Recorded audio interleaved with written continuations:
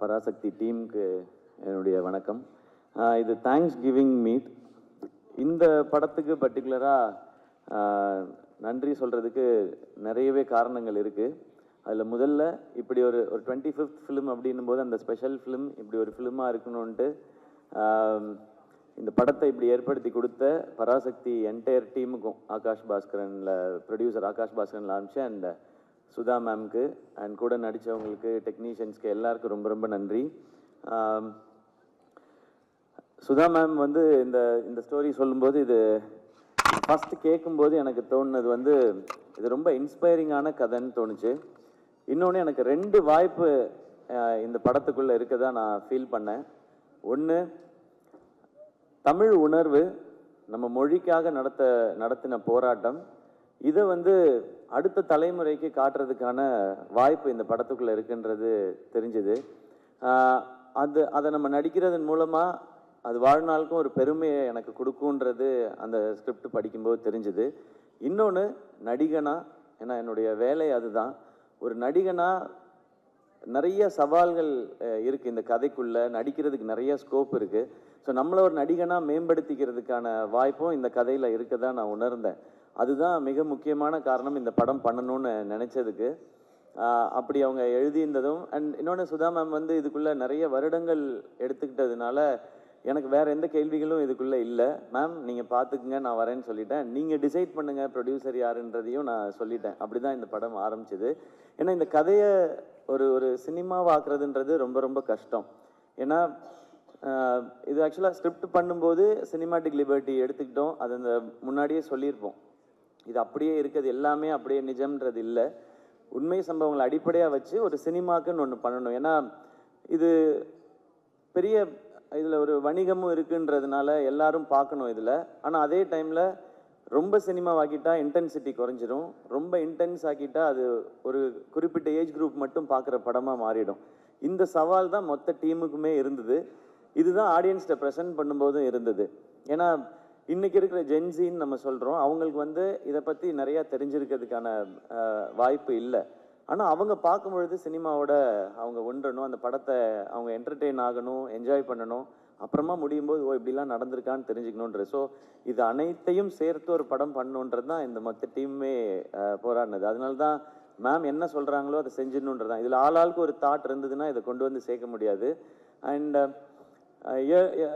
3 o'clock 4 o'clock எந்திரிக்கிறதுன்னு சொன்னாங்க, 7 மணிக்கு first ஷாட்னு சொன்னாங்க. அது வந்து பெரிய சவால் இல்லை, ஏன்னா அதுதான் நம்மளுடைய வேலை. இந்த டைமுக்கு வரணும்னு சொன்ன டைரக்டர் என்ன டைமுக்கு வர சொல்கிறாங்களோ அந்த டைமுக்கு போய் இதுக்கு முன்னாடியும் அப்படி தான் பழகியிருக்கேன் மேம். அதனால இது எனக்கு புதுசாக இல்லை.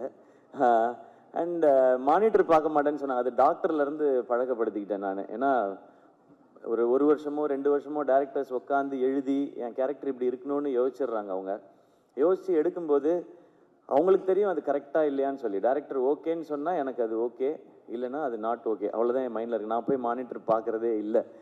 நான் டைரக்டர்ஸை நம்பி தான் இப்போ பண்ணிகிட்ருக்கேன். அதுக்கு முன்னாடி நம்ம கதைகள் என்ன டவுட்ஸ் வேணாலும் கேட்டுக்கலாம். ஷூட் போகிறதுக்கு முன்னாடி ஷூட் போயிட்டோன்னா டைரக்டர்கிட்ட சரண்டர் ஆகிடணுன்றது தான் இப்போ நான் பழகிக்கிட்டது.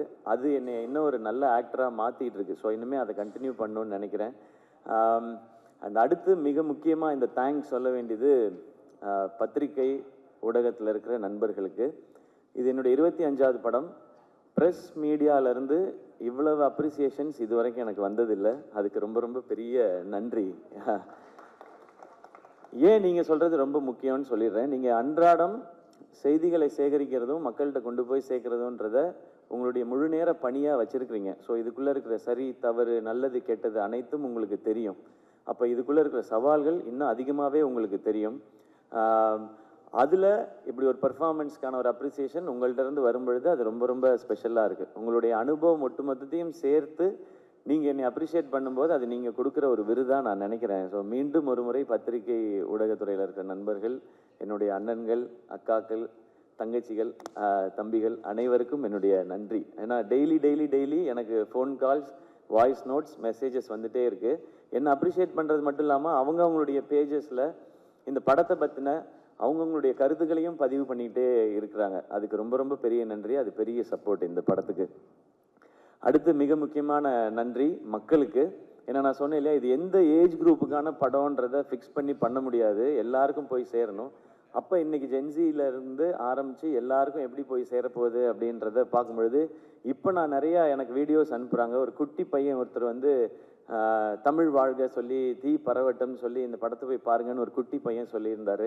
அதே மாதிரி இந்த போராட்டத்தில் கலந்துக்கிட்டு இருந்த ஒரு பெரியவர் ஒருத்தர் அவர் வந்து வீடியோவில் சொல்லியிருந்தார், நாங்கள் இதுக்குள்ளே இருந்தோன்னு எமோஷ்னல் ஆகி. ஸோ இந்த படம் எப்படி எல்லாரையும் போய் சேரணும்னு நினச்சோமோ அந்த மாதிரி போய் சேர்ந்துருக்கு நான் நம்புகிறேன். ஸோ மக்கள் அனைவருக்கும் இந்த படத்தினுடைய இதனுடைய அடிப்படை என்ன, எதுக்காக இது எடுக்கப்படுதுன்னு எங்களுடைய இன்டென்ஷனை உணர்ந்து இந்த படத்தை தேட்டரில் பார்த்து சப்போர்ட் பண்ணுற எல்லாருக்கும் ரொம்ப ரொம்ப பெரிய நன்றி. ஏன்னா இந்த படம் முதல்ல எல்லாருக்கும் போய் சேர்றது தான் முதல் வெற்றின்னு நினைக்கிறேன்.